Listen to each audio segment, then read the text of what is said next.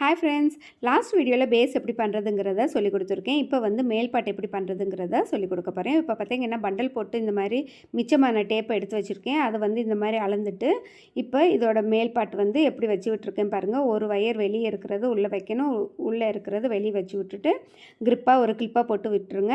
அதுக்கப்புறம் மாற்றி மாற்றி இந்த வயரை வந்து இப்படியே சொறி விட்டுட்டே வாங்க. சொறி விட்டுட்டு ஃபினிஷிங் பண்ணதுக்கப்புறம் இன்னொன்று வந்து ப்ளூ கலர் டேப் எடுத்து அதே மாதிரி அளந்து அடுத்தடுத்து வந்து ஒரு வயர் உள்ள ஒரு வயர் வெளியே அந்த மாதிரி ஃபினிஷிங் வந்து கொடுத்துட்டே வாங்க. இதோட ஃபுல் வீடியோ லிங்க் வந்து என்னோடய டிஸ்கிரிப்ஷன் பாக்ஸில் கொடுக்குறேன், நீங்கள் போய் செக் பண்ணி பார்த்துக்கலாம்.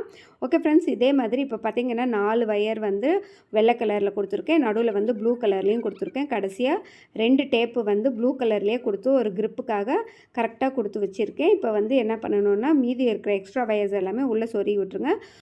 ஓகே ஃப்ரெண்ட்ஸ், இந்த வீடியோ பிடிச்சிருந்தா லைக் பண்ணுங்கள், ஷேர் பண்ணுங்கள், கமெண்ட் பண்ணுங்கள், மறக்காமல் சப்ஸ்கிரைப் பண்ணிக்கோங்க. பாய்.